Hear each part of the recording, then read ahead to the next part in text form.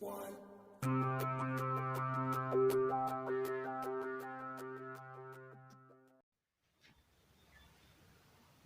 क्लासाव आं थांनाय 2010 मायथाइनि जे मेट्रिक आनजाद बे मेट्रिक आनजादनि जे MCQ जे बाहागोनि MCQ माने सायख'नाय बे सायख'नाय बाहागोनि जे सोंलुफोर बे सोंलुफोरखौ आङो दिनैहाय सलुसन खालामनाय जागोन। बेखायनो गासैखौबो दिनैनि क्लासखौ गोसो होनानै मोजाङै जाहाथे नायलाङो बेखौ नायलांनो थाखायनो गासैखौबो आङो दिनै खावलायनाय जाबाय। दायोहाय दिनैनि जि क्लास बे क्लासखौ जोङो जागायजेननोसै। दायोहाय नायलांदो गासैबो। दायो 1 नाम्बार हिसाबै बेवहाय बुंदो रानजोबथा अनजिमा 14,588 by 625 नि दशमिक फरायनाया गाहायनि बबे बा माबे दशमिक थावनिनि उनाव जोबथाहैगोन होननानै बुंदों। इंराजि the number of the decimal place after which the decimal expressions of the rational number 14,588 by 625 will terminate is मा जागोन जों A आ जागोन ना B आ जागोन ना C आ जागोन ना D आ जागोन जोङो बेखौ सायख'नो नांगौ। अब्ला बेयो बबे सोंथिनि जोंना बेयो सोंथि सेनि बेखौ गोसोआव लाखि। दायो बेसेबां दशमिक थावनियाव बे जोबथाहैगोन होनना बुंदों। थारमाने माबे दशमिक थावनियाव जोबथाहैगोन बेयो 14,588 by 625 बेनि दशमिक फरायनाया बबेयाव थाबथाहैगोन बेसेबां थावनियाव थाबथाहैगोन जोबथाहैगोन बेखौ जोङो दशमिकनि उनाव जेरैहाय दायोहाय नायदो जोङो सलुसन खालामनोसै। माबायदि खालामो 14,588 by 625 जोङो मोनसे बाथ्रा जोङो 9,588 बा 625 बाहागोनि बेसेबां 9,588 जोङो जुदि बेखौ जोङो 14,588 by 625 बेजों बेखौ रानोब्ला जोङो माबा मोनसे मोनगौमोन जोङो थांनाय दशमिक मोनलांगोन। नाथाय जों मोनसे बाथ्रा गोसोआव लाखि जोङो जिफोरजों जों रानोबा जों खेबसेनो ग्रोब राननो हायो मोजां जायो साबसिन जायो बा जों 100जों जायखिजाया मोनसे अनजिमाखौ रानोबा जों राननो मोजां जायो। थिग तेनका जोङो 1000 रानोबा जों राननो सापज हमना लाबाय 254 बेखौ रानोबा जोङो खेबसेनो थाबै जों राननो हायो जेन'का मुंसे मुंजि तारमाने 25.4 इदि जागोन। तारमाने लाथिख' मोनसे थाबाथाय बे लाथिख' मोनसे अनजिमाखौ बारजानानै दशमिकआ बेयो जाहैयो। थिग तेनका लिरनायजों थाबै जेन'का 2 5 6 8 इदि थायोबा जों बेवहाय बेनि 100जों जों रानोब्ला बेखिनिखौ बेसेबां 2 5 6 8 जोङो बेसेबां जागोन लाथिख' बेवहाय मोननैब्ला मोननै अनजिमानि सिगाङाव दशमिकआ जागोन। थिग नखरनि थिग बिदिनैफोरखौबो जोङो बिदि खालामनो जों सेस्था खालामगोन। 625 बे 625जों जों माबा मोनसे मान सानजाबनो हायोबा जोङो नैबायदि महर 100 1000 10,000 बिदि जोङो महर मोननो हायो। बेनिखायनो बिदि खालामगोन जों ओरै मोनसे बाथ्रा गोसोआव लाखि 14,588 625खौ जोङो सेफायबा जोङो 5 5 मोनब्रै जों लिरनो हायो। 625 625 बेखौ जोङो सेफायोबा जोङो ओरै खालामनो हायो 515 6 निफ्राय 5 थांबाथाय 1 1 12 12 12 खौ जोङो 5 दो डिवाइड खालामबाथाय रानबाथाय 5 9 20 जेन'का 2 जागोन 2 थालायबाय आखायाव 2 दो बाद 2 5 9 25 थिग ना बादो 12 खौ जों ग्रुप 12 मोनखाया जोङो 5 9 2 10 लिरनांगौ 12 निफ्राय 10 दांखौबा बेसेबां जागोन जोंना 2 2 बाद 2 5 9 25 5 9 25 तारमाने 5 5 मोनब्रै जों बिदि लिरनो हायो। थिग बिदिनो जों मा खालामनांगोन बेखौ is equal to ओरैहाय लिरनोसै जोङो 14,588 जोङो 5 into 4 जों 5 जों मा सोनाबा 10 मोनो 2 सोनाबा जोङो 10 मोनो। थिग नोंथां बेयाव 5 आ बेसेबां दङ जोंना मोनब्रै अबा जों 2खौबो जोङो मोनब्रै जों बिदि इनटु खालामनांगोन 10 इदि खालामनांगोन 5 10नि सानजाब गासै हिसाबै जोङो 5 सोनाब 2 10 तारमाने जोङो बेसेबां इनटु खालामनांगोन 2 2 बेसेबां इनटु खालामनांगोन जोङो 2 2 मोनब्रै इनटु खालामनांगोन। तारमाने 5 नो 4 into 2 to the power 4 तारमाने 2 आ मोनब्रै प्लास सानजाबना होबाथाय जों बेसेबां जायो जोंना 14,588 by 5 सोनाब ओरैनो 10 जायो 10 ने 4 बाथाय जोंना 5 सोनाब 2 10 जोंना मा जायो गोहोन्थि दोङो ओरै मोनसे जों सिस्टेम दोङो गोहोन्थिया समान समान थायोबा बिदि जों लिरनो हायो नैबायदि 5 संजाबनाय बा होल टु 4 4 पावार एखे थायोबाथाय बिदि होनबा 5 संजाबनाय 10 10 4 10 4 नि 10 4 जायो बिदि खालामनो हागोन जोङो ओमफ्राय जोङो मोनसे बाथ्रा बेवहाय इनटु 10 टु 4 इनटु खालामनायखाय जों सायाव 2 टु 4 जों इनटु खालामनांगोन जों गाहाय बाहागोआव 2 टु 4 इनटु खालामो सा बाहागोआव 2 टु 4 बेखौ जों इनटु खालामनांगोन इनटु खालामोबाथाय मा जागोन बे फुल जागोन मानो 2 टु 4 2 टु 4 बेखौ जों दानफिननो काट खालामफिननो हायो जोङो काट खालामफिनबाथाय जों सेम टु सेम बेनो जाफिनो जोङो मानि थाखाय इनटु खालामना लाखो बेखौ जास्ट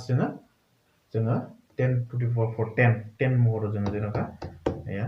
बेसेबां जागोन जोंना 10,000 जाहैगोन जोंहा थिग बेबायदिनो खालामना लानो थाखाय जोङो 2 टु 4खौ जों इनटु खालामनो गोनां जादों मानो होनबा जों बिदि थायोबाथाय जोङो राननायाव सहज जायो जों डिभाइड खालामनायाव सहज जायो बेखायनो जों बिदि खालामना लादोंमोन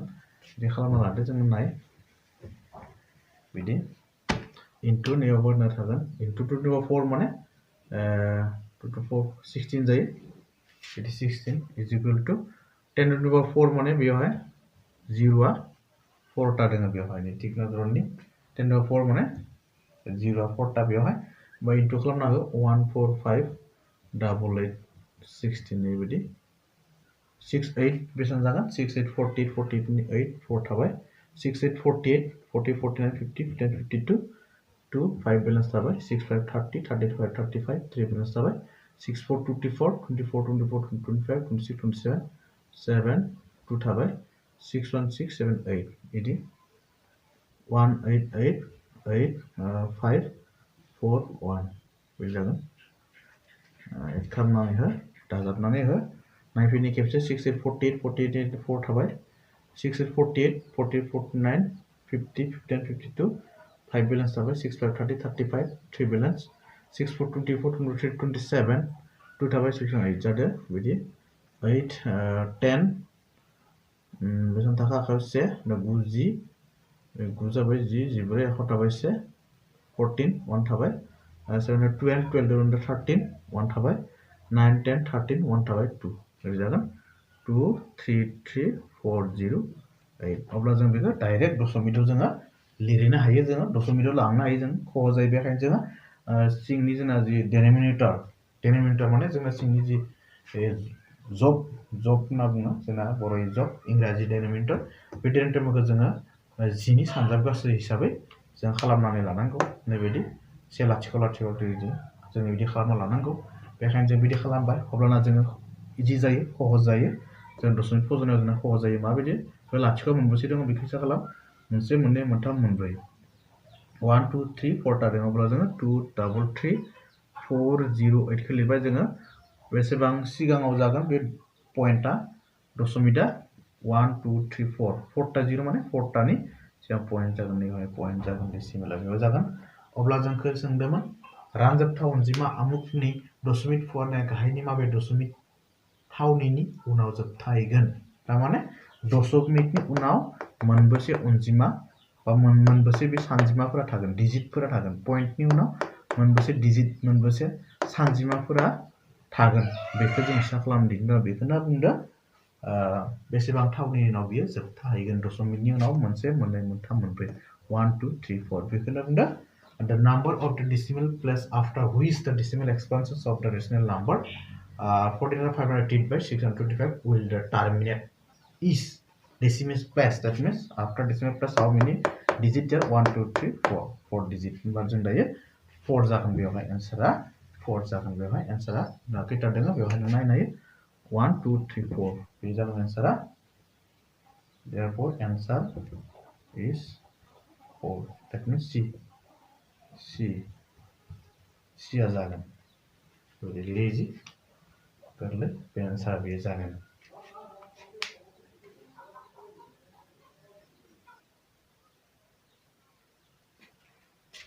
गाहायनि माबे रानजाबथाव अनजिमा दायो नाम्बार 2 गाहायनि माबे रानजाबथाव 2 नाम्बाराव फैदों बेहा बेबो खोन्दोसेनिनो जोंना खोन्दोसेयावहाय जोंना MCQ आ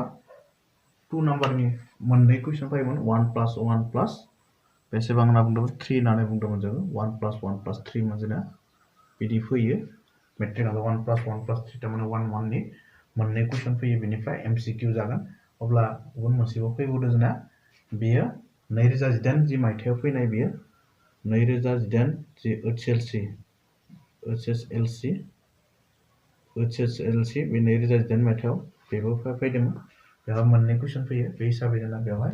मोननै कुइसन फैबाय दायो आगोल 1 नाम्बार 2 नाम्बार बिदि दायो गाहायनि माबे रानजोबथा अनजिमा नोंसोर which one of the following is a rational number माने मा जोंना जोबथाहैनाय जोङो डिभाइड खालामोबा जोङो बेयो जोबथाहैगोन जोंना रानजोब जागोन थिग धरननि अब्ला जों बेखौ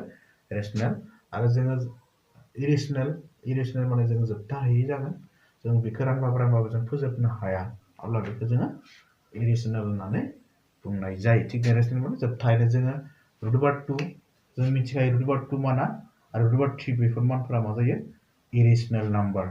रानजोबथायै बेफोरो √2 मान थायोबा जायो √2 खौ जों बोखारनो हाया बेवहाय √2 नि भेलु दिहुनबा जों 1 पॉइंट सामथिं माबा मोनसे जों मोनलांगोन बिदि मोनगोन जों √3 खौ जों 1 पॉइंट माबा मोनसे जों मोनगोन दा बेखायनो बेयो मा होनगोन इरेशनेल होननानै बुंगोन जों बेखौ बियो रेशनेल जानाय नङा बियो √2/3 अब्ला बेनि भेलुआ जोंना मा जायो फराय गोसोआव लाखि बेयो रानजोबथा नङा नैबे रानजोबथायै जागोन रानजोबथायै माने √2/3 फोरा रानजोबथायै अनजिमा √2/3 बिदि थानो थाखायनो बे रानजोबथायै जादों नेक्स्टआवहाय जोंना बी नैबे ए नाम्बारनिमोन नेक्स्टआव बी नाम्बारनिमोन बी नाम्बारनि √2/पाइ √2आबोथ' इरेशनेल नाम्बारखा रानजोबथायै अनजिमा बा पाइआबो जोंना रानजोबथायै अनजिमायावनो गोलैखायो बेबो नङा ओमफ्राय जोङो सी नाम्बारखौ नाय बेबो नङा बेबो रानजोबथायै बेबो नैबेबो रानजोबथायै जागोन रानजोबथायै बेबो रानजोबथायै इरेशनेल होनना बुंगोन बेखौ इंराजि इरेशनेल ओमफ्राय नाम्बार सीआव मा दं √5/6 बेबो रानजोबथायै √5 थाबाय बेखौ जोङो √5 √2 √3 √7 बेफोर गासैबो मा जायो रानजोबथायाव गोलैयो इरेशनेलाव गोलैयो ना बेबो रानजोबथायै जोङो डी नाम्बारखौ जों नायनोसै डी नाम्बार √3/27 बिदि जोंनिफ्राय √3 जों 27 को जों √2 लायोबा जोङो ओरै मोनसे 9 × 3 27 जों बिनि भेलु दिहुनोबा √27 बेखौ जों सेफायोबा 9 3 27 जोङो 9 नि जोङो √2 लायोबा जों बेसेबां जायो 3 जायो जोंना मानो 3 × 3 9 3 3 9 3 3 मोनैनि मोनसे लिरबानो जाबाय बाखि मोनसेया थालांबाय जोंनानि बेनोरै 9 नि √2 3 जायो √2 3 नि √3 आ √3 थागोन 3 √3 बिदि जाना थागोन थारमाने बेखौ जों 3 × √3 दा काट थांबाय मा जागोन 1/3 अब्ला बियो रानजोबथा जायो 1 आरो 3 जों रानबाथाय जोङो बे रानजोबथा जाहैगोन बिदि बेखायनो बियो मा जागोन रानजोबथा जागोन बे रानजोबथा जागोन थारमाने इरेशनेल इंराजि रेशनेल बे रेशनेल जागोन दा बेखायनो एन्सारा मोनसे जागोन दायो ना एन्सारा जागोन नाम्बार डि आ एन्सारा जागोन √3/27 आरो √3 खौ जोङो इरेशनेल हिसाबै दङमोन बियो ओमफ्राय जों इरेशनेलखौ जोङो दाननो हाबाय काट खालामनो हाबाय दाननो हाबाय जोङो माबायदि √27 जों बेखौ √2 लायोबा 3 √3 जायो 3 × √3 √3 दानो होबाय 1/3 जाहैबाय अब्ला बेवहाय इरेशनेल नाम्बार गैया 1 आबो रेशनेल नाम्बार 3 आबो रेशनेल नाम्बार अब्ला बेखायनो बियो मा जादों रानजोबथा जादों बिदि जानांगोन नाथाय नैफोर मा जादों √2 इरेशनेल रानजोबथायै अनजिमा √3 आबो रानजोबथायै अनजिमा अब्ला रानजोबथायैगोन जोङो मोनगोन √2 आबो रानजोबथायै पाइआबो रानजोबथायै बेखायनो बे रानजोबथायै जाखागोन √5 नाथाय √6 आ हयथ' रानजोबथा जानोबो हानायनि सानथि गैया थेवब्लाबो जोङो √5 आ जोंना बेवहाय रानजोबथायै हिसाबै जोङो मान दोङो बेवहाय √5 खौ जों रानजोबथायै होननानै जों मिथिखायो बेखायनो बियो रानजोबथायै जागोन जों बिदि रानबाबो जोङो बेखौ राननानै जों फोजोबनो हानाय नङा बेखायनो बेबो रानजोबथायै आरो नैबे जोंना रानजोबथा जाबाय एन्सारा बेखायनो डि नाम्बार √3/27 बिदि गोसोआव लाखि इम्पर्टेन्ट बिदि फैयो बियो थांलाय फैलाय नायदो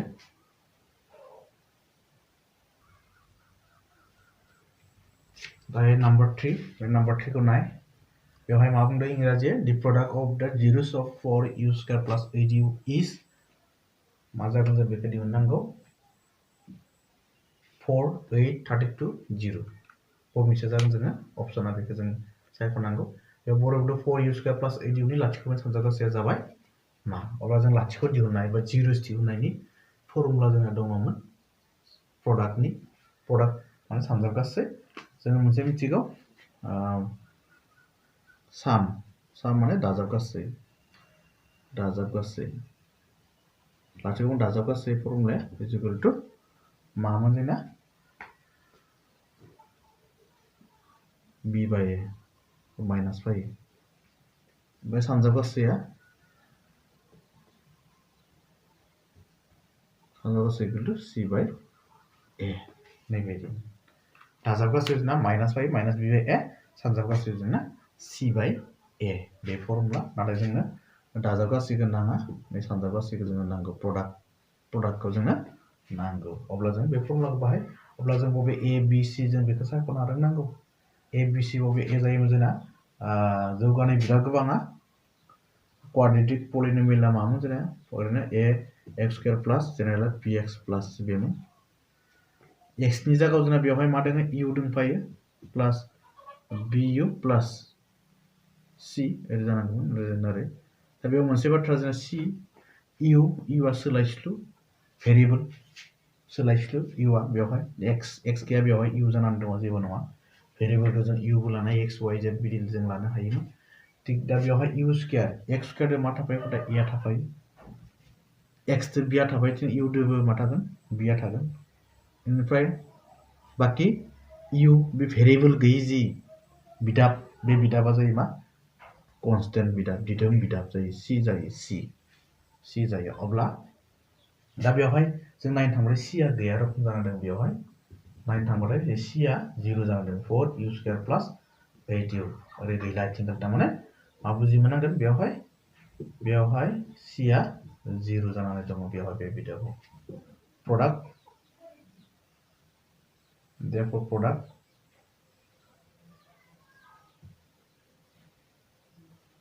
of the zeros माने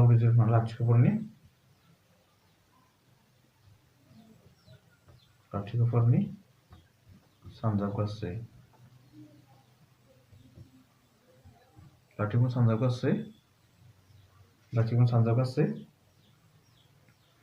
is equal to लाथिख' सानजाबगासै is equal to c by a what is the value of c नि भेलुआ मा 0 a नि भेलुआ 4 अब्ला डिभाइड खालामबाथाय मा मोनगोन 0 जों जायखि जाया जों भेलुखौ 4 जों डिभाइड खालामबा मा जायो 0 जायो जोंना 0 अब्ला एन्सारा मोनसे जागोन जोंना एन्सारा d नाम्बारा जागोन एन्सारा d नाम्बारा 0 बे जागोन here बेवहाय a Jugal 4 b Jugal 8 c Jugal 0 product of the zeros लाथिख' सानजाबगासै समान c by a c नि भेलुआ बेसेबां बेवहाय 0 a नि भेलुआ बेसेबां 4 अब्ला 0 खौ 4 डिभाइड खालामबाथाय बेसेबां जायो 0 जायो बिदि अब्ला एन्सार d नाम्बारा जागोन बे थांबाय नेक्स्टलि मा रादायाव x square plus 5x plus 7 0 आ मोनसे जौगानाय समानथाय जागोन under what conditions will x square plus 5x plus 7 0 be a quadratic equation होननानै सोंदों अब्ला a आ लाथिख'निख्रुइ गिदिर जानांगोन a आ 0 निख्रुइ गिदिर जानांगोन आरो a आ 0 निख्रुइ फिसा लेस जानांगोन a आ 0 जाबा जागोन होननानै बुंदों d a not equal to 0 जाबाथाय जागोन होननानै बेवहाय बुंदों अब्ला जों मोनसे बाथ्रा जों मिथिखायो एन्सारा बेयो जागोन a not equal to 0 बेयो जाबाथाय जोंना बेयो जौगानाय समानथाय जागोन मानो होनब्ला a नि मानखौ जों जुदि 0 जों फज'नानै होयोब्ला बेवहाय ax square plus 5x plus 7 is equal to 0 suppose बेयावनो ओरैहाय दोङो बेवहाय बेदि दोङो जोङो जुदि a नि मानखौ जों 0 जों फज'नानै होयोब्ला 0x square plus 5x plus 7 is equal to 0 नैबायदि जागोन 0x square plus 5x plus 7 अब्ला जोंना मा जागोन बेयो नैबे x square plus 5x plus 7 is equal to 0 0 खिन्थु खालामबा मा जागोन 0 जागोन अब्ला बियो 5x plus 7 is equal to 0 बिदिसो जों मोनगोन अब्लाना बिदि मोनगोन अब्ला बियो मा जाया 5x plus 7 आ मा जानाय नङा जौगानाय समानथाय जानाय नङा अब्ला बेखौनो मा रादाया आमुगा मोनसे जौगानाय समानथाय जागोन होननानै सोंदों मा रादायाव जोंना a not equal to 0 जानांगोन a not equal to 0 जानांगोन अब्लासो बे मा जागोन जौगानाय समानथाय जानो हागोन बेयो जागोन number D answer number D a not equal to 0 बिदि जानांगोन अब्लानासो बेयो जौगानाय समानथाय जानो हागोन a आ जुदि बायचान्स 0 जानानै होयोब्ला अब्लाना बेयो जौगानाय समानथाय जानाय नङा बाकिखिनिया जौगानाय समानथाय जागोन जानाया जोङो 1 2 4 जनाबो जौगानाय समानथाय नाथाय जोङो a not equal to 0 must be जाथारनांगोन थारमाने जोङो a 0 जाना होयोबा बेयो जौगानाय समानथाय जानाय नङा थारमाने a not equal to 0 a not equal to 0 माने a 0 जाथारनो हानाय नङा बेखौनो बेवहाय बुंनाय जादों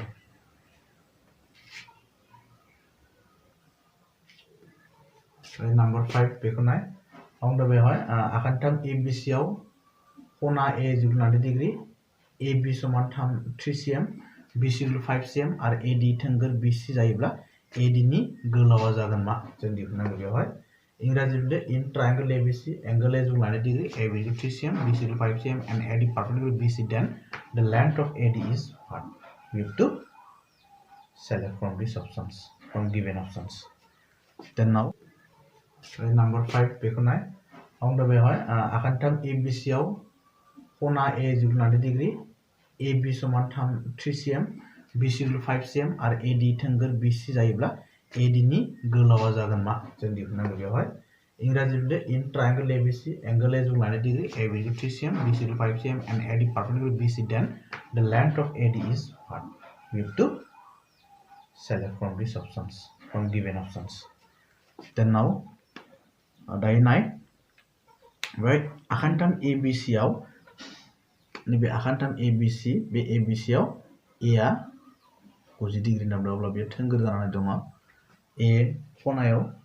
90 डिग्री बेयो बिदि बिनि उनावहाय बे AD ओरैहाय जों दोंसे हांखो खोन्दो बोदो बे AD आ थोंगोर मा जागोन BC होननानै बुंदों बे AD थोंगोर BC बिदि जों दोंसे हांखो खोन्दो बोदो जायो बेवहाय थोंगोर बेवहायबो खनाया 90 डिग्री जानानै दङ थोंगोरजों बोदो अब्ला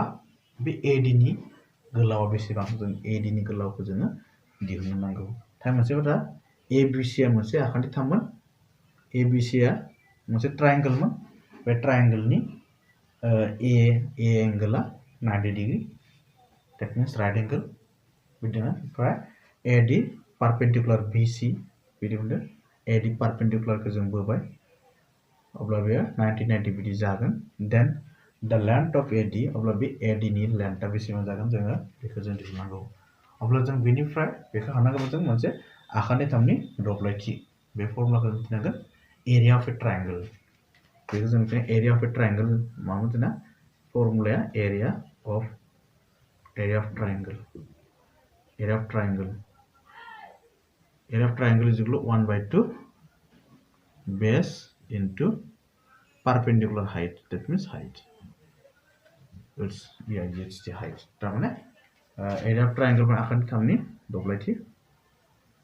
बे फर्मुलाखौ रोंनांगोन आखान्थिथामनि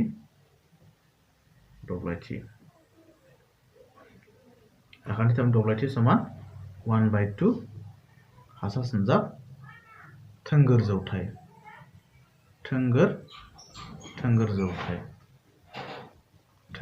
बे फर्मुलाखौ जोङो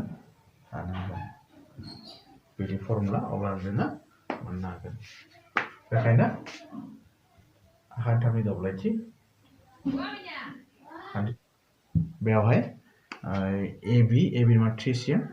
BC आ 5 cm अब्ला जों AC बे AC खौ जोङो दिहुनना लानांगोन गिबियाव AC अब्ला जों ABC बे आखान्थिथाम दब्लायथि दिहुननो हागोन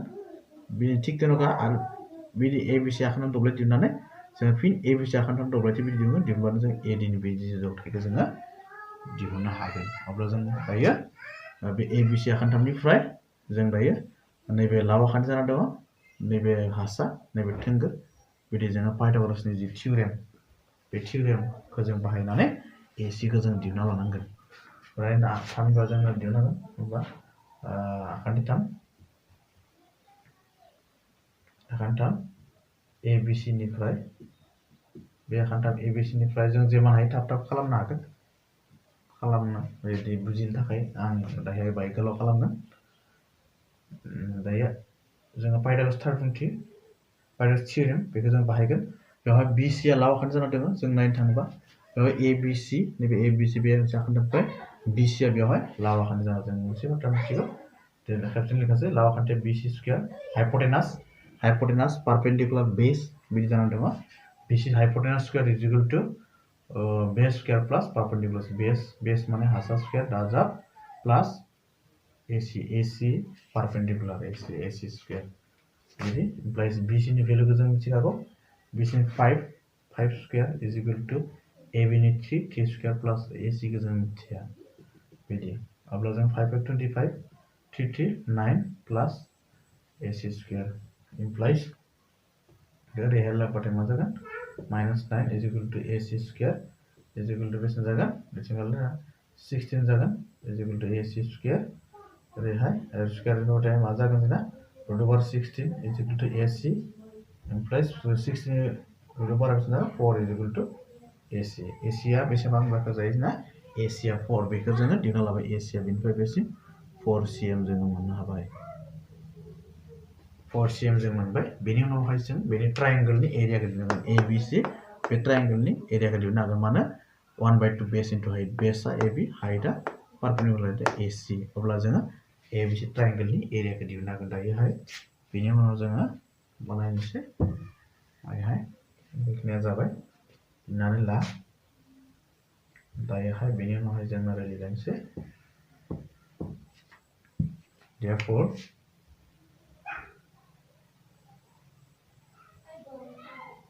area of triangle ABC माने आखान्थाम ABC नि दब्लायथि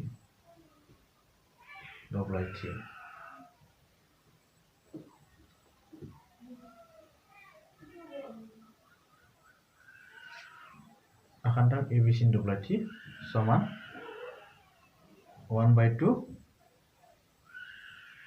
हासा सन्जाब थोंगोर जौथाय 1/2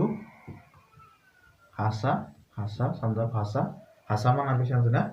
3 cm थोंगोर जौथाया AC बिदि हासाया AB जोंनि लिरबाय जागोन आरो AB हासा माने AB थोंगोर जौथाया AC बेजों इज इक्वल टू 1/2 इनटू AB हासा 3 cm इनटू AC आ 4 cm cm स्क्वायर जागोन दब्लायखौ जों गुदिया cm स्क्वायर खेबसेनो लिरखाबाय जों दायो बेवहाय बिदि फर्मुला बे फर्मुलाखौ लिरना लाखाबाय बेखौ बाथ्रानोसै बिदि सान गुदिया जोंना cm मोनदों cm स्क्वायर जागोन 2 रे 2 2 4 काट थांगोन ओरै काट थांबाय 2 रे 2 2 4 3 2 6 cm स्क्वायर बे 6 cm square area of triangle नैबे एरिया बेनि दब्लायथिखौ जों मोनबाय बेखिना गासै बिदि जों मोनथबाय फिन जोङो आरोबाव जोङो मोनसे जों AD आखान्थिखौ लानानै आरो नैबे BC आ हासा बायदि जाना दं बियो पारपेन्डिकुलार नैबे BC आ बेस बिदि बे मोननै आखान्थिखौ लानानैबो ABC आखान्थामनि जों दब्लायथिखौ जोङो दिहुननो हायो बेखायनो फिन एगेन जोङो फिन एन आरो माखौ दिहुनसै area of triangle ABC eigen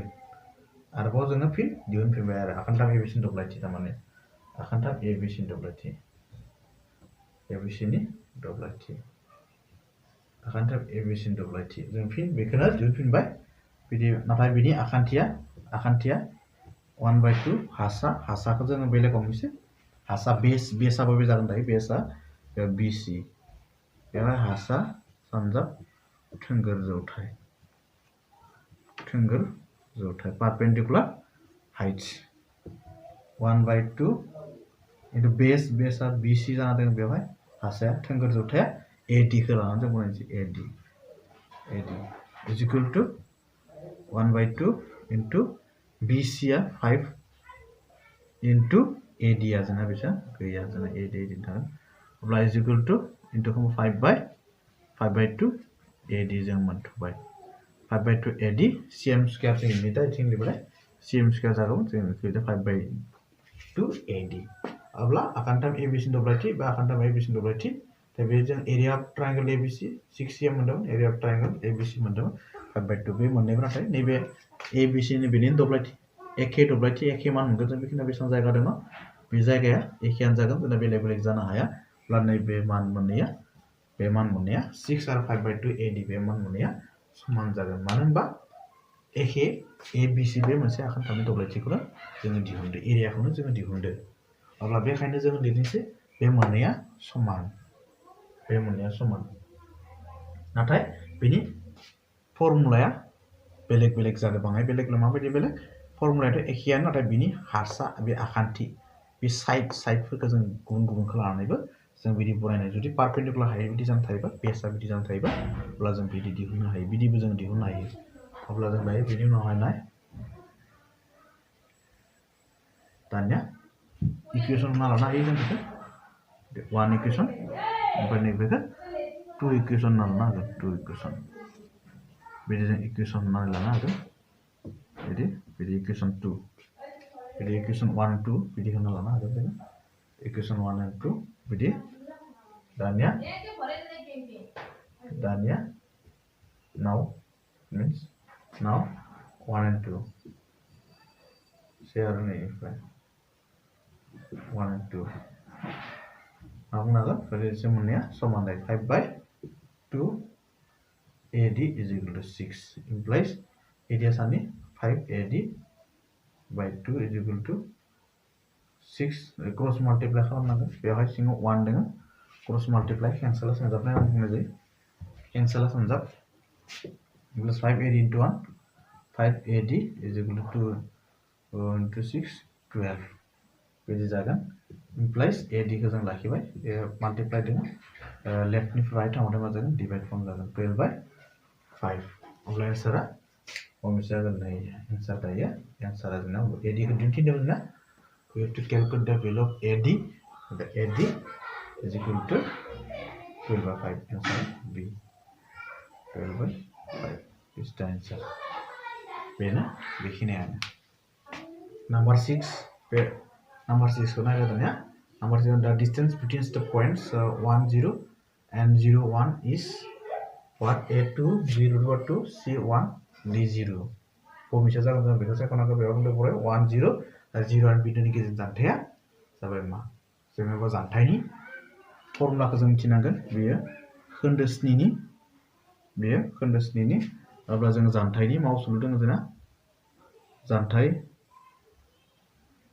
जायखिजाया मोननै बिन्दुनि गेजेरनि जानथाय दङ बेवहाय बिन्दो मोनसे दङ 1 0 बिदि मोनसे दङ 0 1 बिदि बिन्दो मोननै अब्ला बे बिन्दो मोननैनि गेजेरनि जानथाय डिस्टेंस बिटवीन 2 पॉइंट बिदि पॉइंट दङ 1 0 0 1 बिदि पॉइंट मोननैनि डिस्टेंसआ बेसेबां जों बेखौ दिहुननो हायो जों ओरैनो जों x पॉइंटखौ xy खौ उनाव बुंना लाबाय x1 नैबे x1 बिदि जायो फर्मुला दङ x1, y1 नैबे x2 y2 पॉइंट डिस्टेंसआ बे मोननै सपोज AD अबा AB सपोज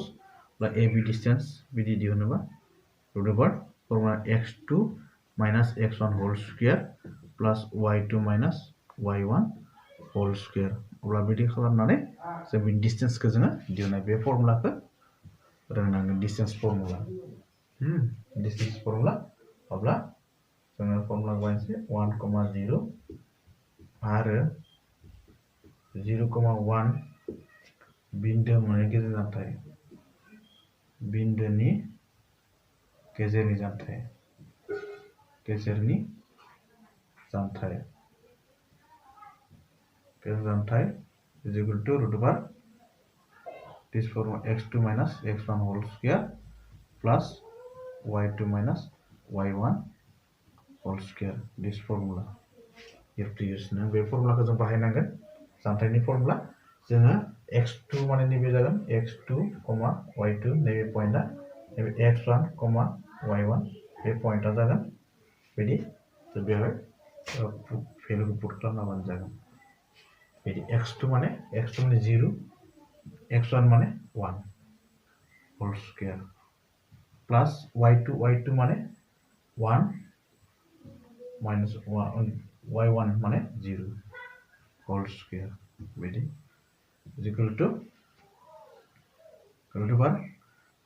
माइनस 1 जागोन बिदि 1 निफ्राय जों 1 square bar 1 negative multiplied and plus negative plus 1 square and 1 square 1 is equal to 1 on 2 over 2